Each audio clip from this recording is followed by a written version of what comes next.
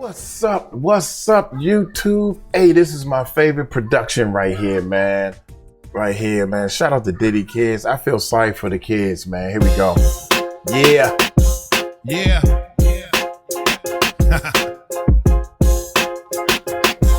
I thought I'd just send this one out to Diddy's kids. It's Uncle Mike, yeah. Yeah.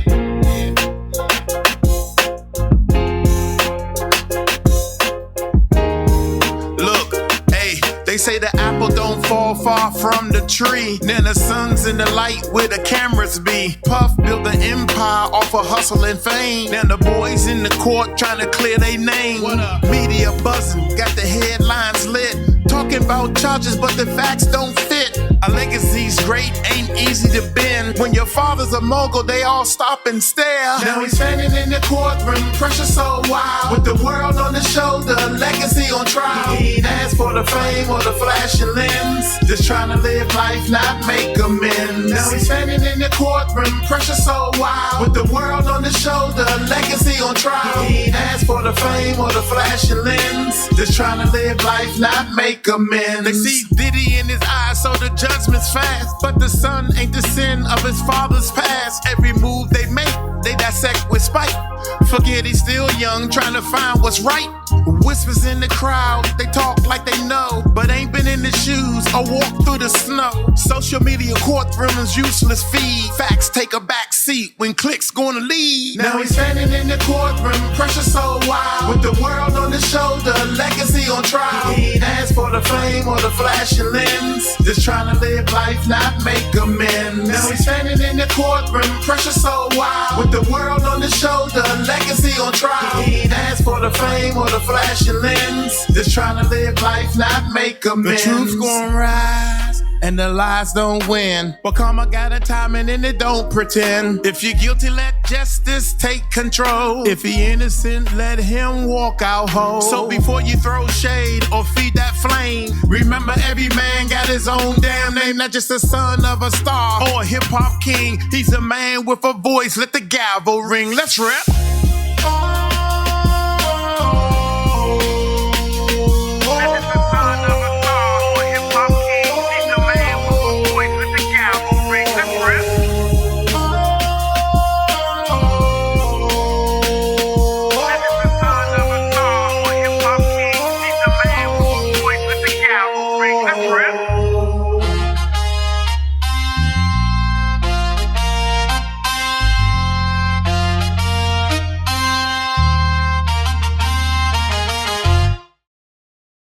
They're not fighting for their father. They're fighting for their survival. After years of alleged mistreatment and control, Diddy's children are trying to break free. They've finally reached their limit, and this time, they're determined not to look back. Jaguar Wright had predicted this long ago, saying that Diddy's actions would eventually catch up to him. These are children who not only are attached to all of this wealth and privilege, but now they're the children of the devil. It doesn't matter if they've done nothing wrong. They're all going to assume they know something, no matter what they do. They could sit on 1 million charities from here to now, and they will all be known as Diddy's children. That's just like being called Rosemary Baby. They're screwed. Nobody wants anything to do with that. And when it gets to that point, they just shun you. Like I said, what they gonna do? Open up a bunch of wing stops? For years, Diddy has been accused of exerting tight control over his children. His sons were even named in lawsuits filed against him, and they were reportedly aware of the allegations surrounding their father. During a raid on Diddy's home, authorities claimed they found drugs, weapons, and other concerning items throughout the property. His children lived in that environment and allegedly witnessed how he treated women and who he allowed into the house, including minors. Many people wonder why they never tried to intervene. According to Jaguar Wright, Diddy's kids stayed silent because they felt they had nowhere else to go. When you're dealing with the kind of narcissistic control freak that Diddy is, and you raise children under that, The financial abuse for all of them is probably the worst. Because there's no way they can make money without him. He has them locked in. And if he falls, who's going to hire them? Who's going to fund them? Who's going to look out for them? No one. Right. No one. They're not fighting for their father. They're fighting for their survival. Christian and Justin have been named in sexual assault lawsuits filed alongside Diddy, with claims that they were allegedly present during the so-called freakoffs, and at times even helped him find new victims. Jaguar Wright has been openly discussing these accusations, insisting that the public needs to understand the environment these young men grew up in. According to her, Diddy's influence played a major role in shaping Justin and Quincy's behavior, suggesting that living under someone accused of such disturbing conduct may have led them to believe that certain actions were acceptable. And I'll say it again, especially with what is happening with Kim's sons. I'm so grateful that she doesn't have to witness any of this.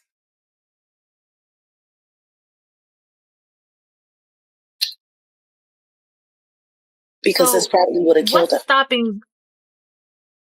Anyway, Christian, under scrutiny, Quincy being mocked and scorned, the girls now being implicated into home in the SA with their father by a girl who worked the white parties. Like, this is a lot. If Diddy's situation worsens, many believe his children could face consequences as well. Some people speculate that their reputations may already be damaged, making future opportunities difficult. Much of the lifestyle they enjoyed was funded by Diddy, and critics argue that none of his children have established strong careers of their own. According to these viewpoints, this dependency is why they may have stood by him for so long. To some observers, they now appear isolated. While it has always been suggested that Diddy wasn't acting alone, the idea that one of his own sons might have been involved has been described as especially disturbing. And they didn't choose it. They were born into this. I always say I don't think they didn't anybody's paying choose this; they attention was to that. born into it. Don't like The pay choice attention they to got. that. If that No man choice. calls and say, I need you to do this, I need you to do that, what else are they going to do? They gotta bet on him. I'm sure they're all praying he makes it, because if not, what are they going to do?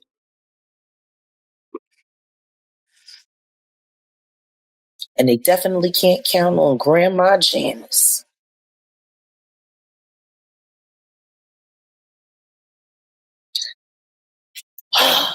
They're screwed. One way or the other, they're screwed. So there's no escape for them. How? Was there escape for OJ's children? Their daddy is the new OJ. And we already know he done it. Like, OJ's kids went through hell. And there was reasonable doubt. We didn't see a video of him doing anything.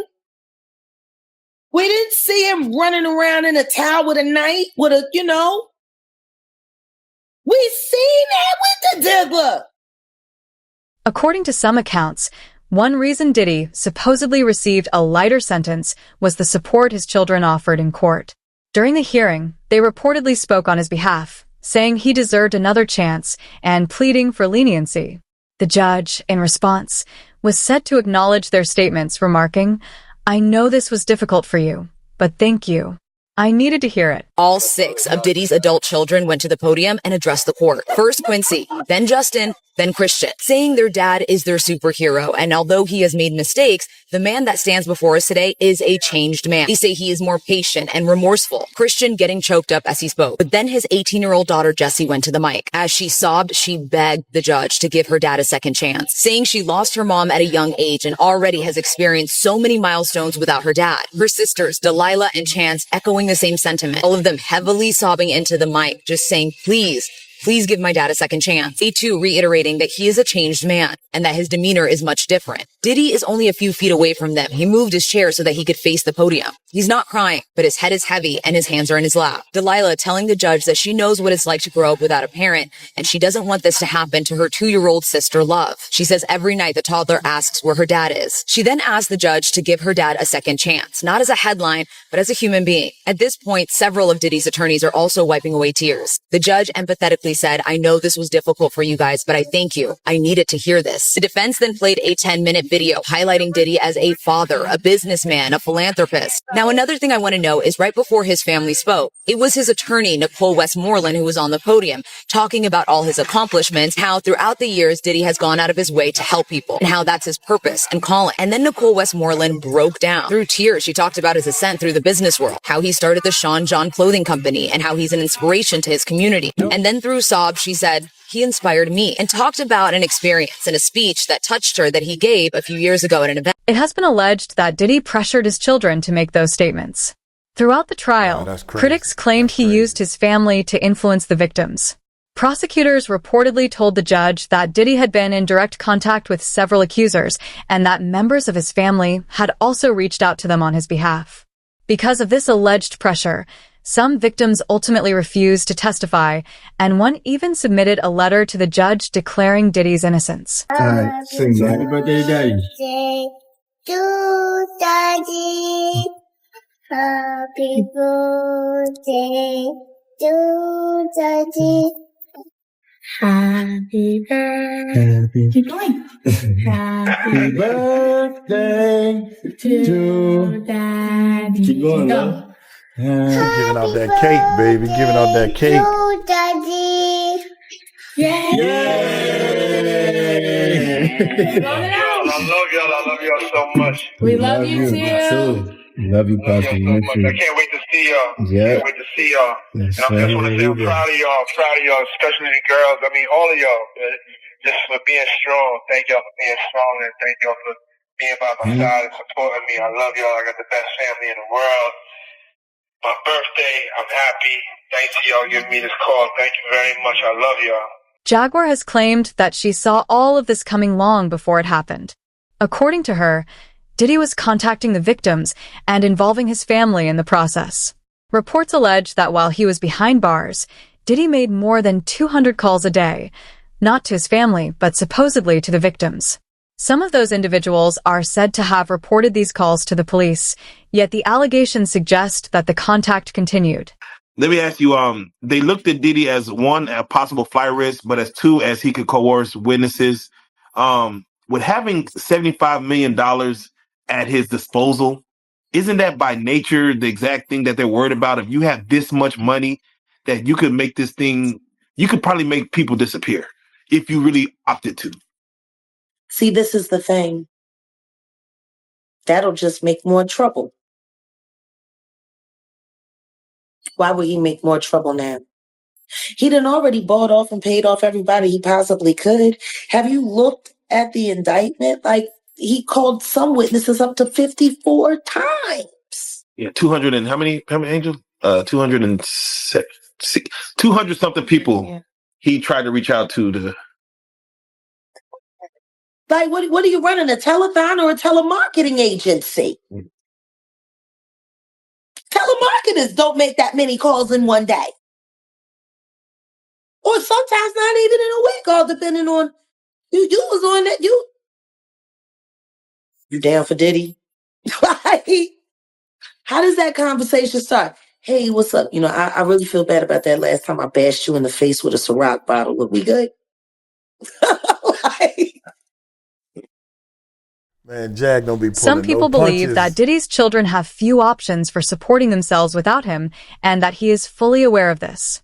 According to these claims, he uses their dependency to influence them and involve them in whatever he needs. Critics argue that the only reason his children continue to comply is because, in their eyes, Diddy is the only source of stability they have left. And don't get me wrong, I'm not going to sit up there and judge anybody and what they want to do for their parent or their financial provider. Because I'm sorry, do any of those children have a means for earning a living outside of the Combs enterprise? I don't think so. I mean, King Combs. Doing what? I don't know. What's he do? Other than post on his dad's timeline and make music videos that I don't know that anybody actually watches. What do they do? What do any of them do? What does Paris Hilton do, I guess? Hell. Paris Hilton is a wife and a mother now. Very She's not true. making Very SCS tapes anymore. Very true. Very true. Ain't none of them married and don't none of them had no kids. So what do they do? Do they have the ability to speak for the father, though, based on jail phone calls saying that he's a changed man? I don't know. Honestly, I don't even care. Really? I don't care. This is the same family that reportedly had to leave the courtroom after hearing the details of the accusations against Diddy. During the trial, when prosecutors described what Diddy was alleged to have done to Cassie and Kim, one of his daughters stood up and walked out. Rumors have also circulated that Delilah, Chance, and Jesse may be distancing themselves from him and even considering emancipation. According to People magazine, Diddy's 3 daughters, Chance, Delilah, and Jesse, left the courtroom twice during Philip's testimony.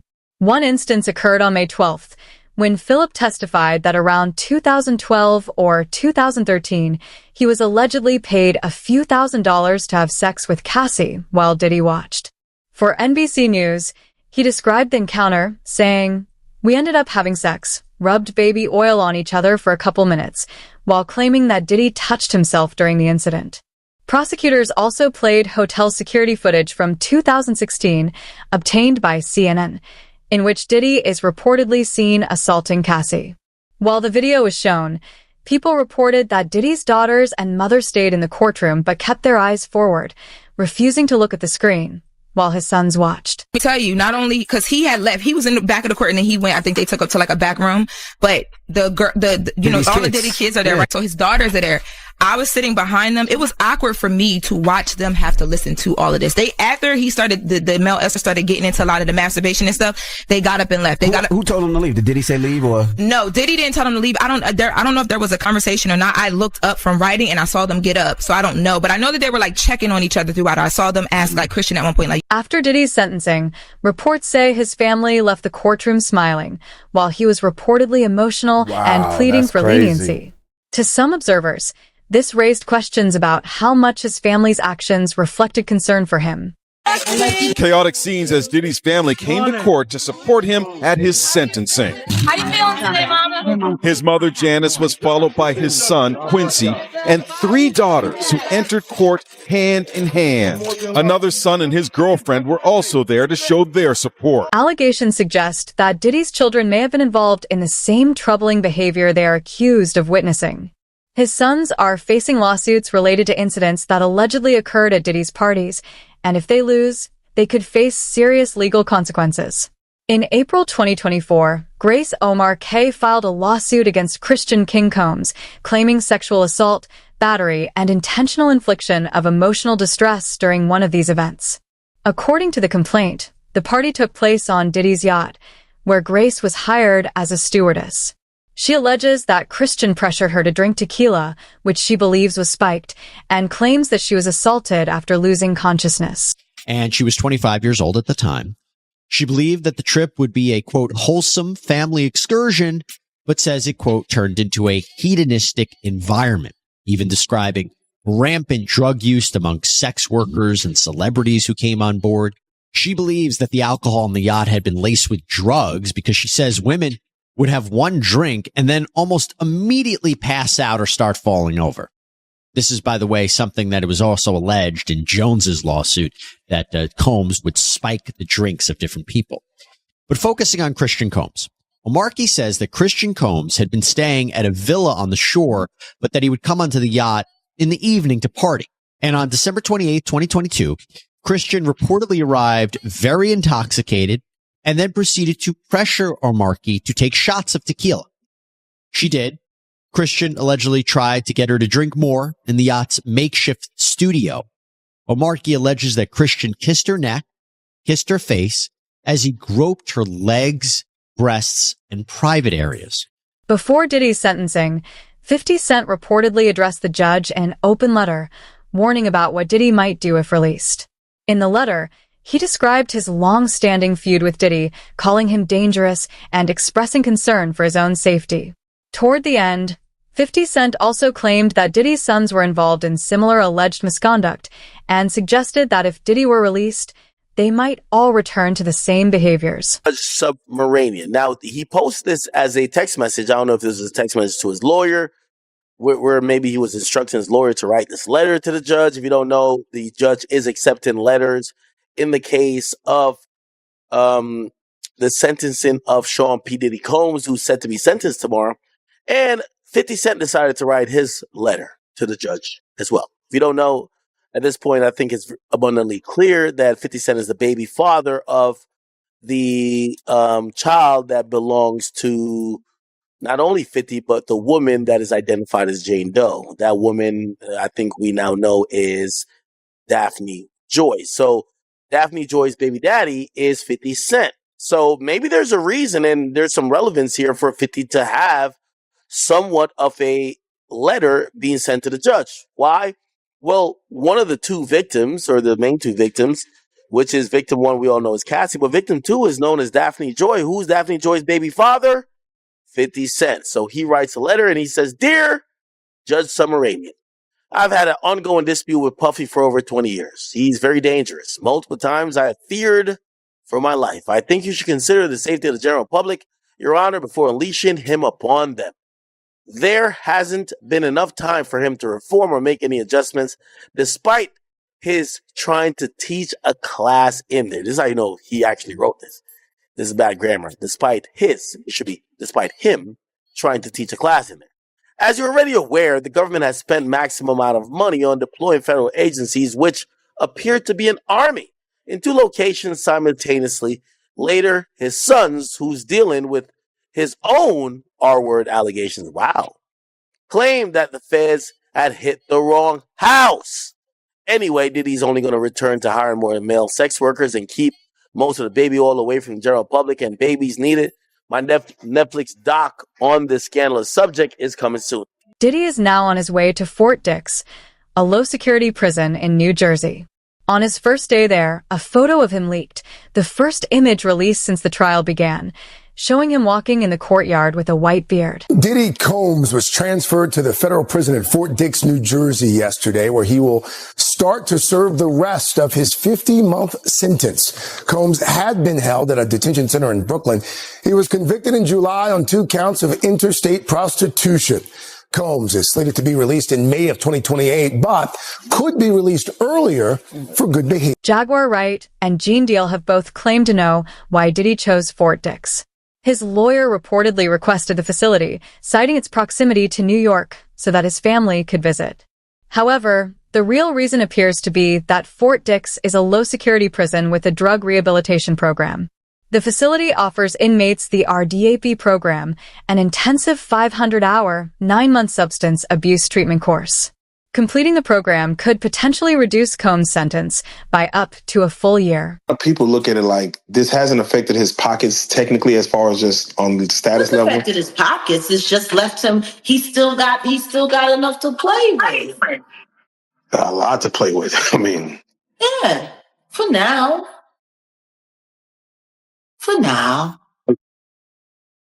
They want him to go to New Jersey. They want him to go to Fort Dix, one of the weakest guarded federal penitentiaries in the United States. I know Fort Dix. It's a real nice place to take somebody. So when they finally get to go outside out in the yard, they can just get somebody to come and extract them right up out of there. You can leave and you don't have to worry about ever being held accountable. See, I'm not dumb. I ain't nobody's fool. People like being fooled these days. People like being lied to. They want to believe in the land of make-believe. Get said sorry, and now we can all go home and have ice cream. Me. So he got off like a fat rat in a cheese factory. But for a dude like Diddy going to jail and spending all that time, you know, I'm not saying it's going to be rough or nothing like that, because his former president of Bad Boy, Kirk Burrows, with the federal jail. You understand? Lil' Kim with the federal jail.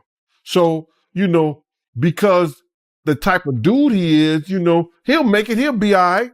And plus, they're going to send him to a camp, bruh. He'll be in somebody camp or somebody dormitory, whereas that it'll be real light for him. So, you know, he'll see the streets back again in 24 months. He'll be out within 2 years. It seems like a lot saying 50 months and everything like that, but it's not really a lot. Not at all, bro. It's not a lot at all. Ever since Diddy's sentencing, Jaguar Wright has been sending the same message. This isn't the end. She insists that there are more victims whose voices still need to be heard. Even outside the courthouse, she told anyone who would listen that the problem extends beyond Diddy, claiming the industry harbors others who should be held accountable. That happened in the R. Kelly case, because if that had been properly addressed, this would have been addressed back then. These people have been working together, all in cahoots for all of this time, and it needs to all be addressed. I'm glad it's not just me anymore. I'm glad it's someone else. I'm glad there are other people who need to be heard. I'll be sure. I'm glad they're hearing him, Cassie. I'm glad they're hearing her, Kim Porter. Through, I'll be sure. I'm glad. Natanya Rubin, I'm glad. All of these things. So yeah, it's mixed emotions, but I just know when you pray for something and God answers it, you should be happy. Diddy spoke to the judge before sentencing, and it sounded like he was taking accountability. Yeah, accountability for what? Same kind of accountability he took after he told everybody Cassie was lying on him, and then he got popped on my birthday when the video came out on CNN. And then he had to come back and do the whack-a-doodle-doo. Yeah, I guess accountability for what he got caught for. How does now nobody not see that the apology he gave for Cassie after he called her a liar for months and said that it wasn't true, she was making it all up? How does nobody not see that they're the same apology?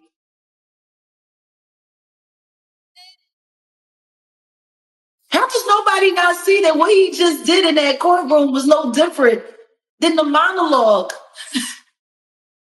that was in Blink Twice?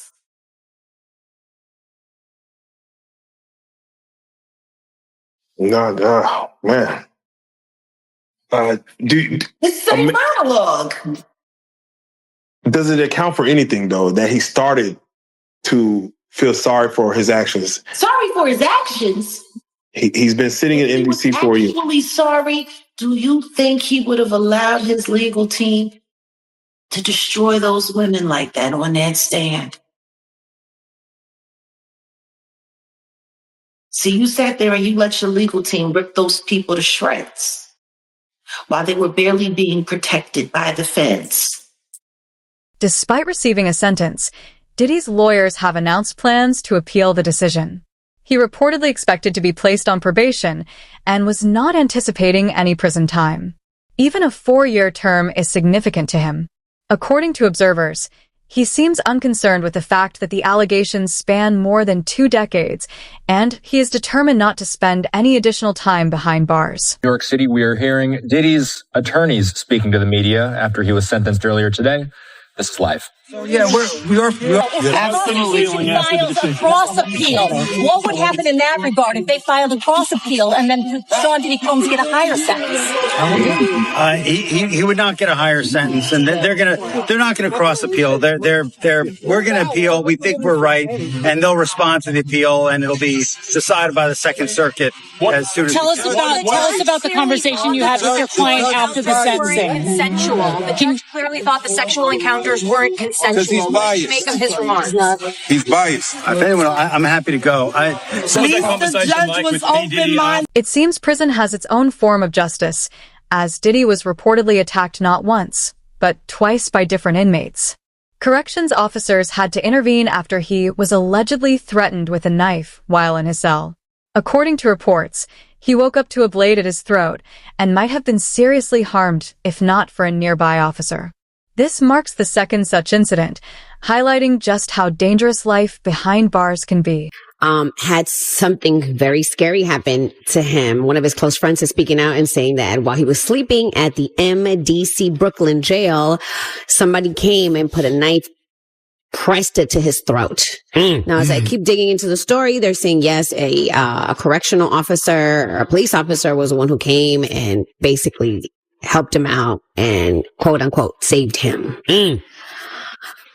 Yes. And so, obviously Diddy's lawyers are trying to use this as a way to just get him even moved to a different location. But right now, everything is kind of staying as is.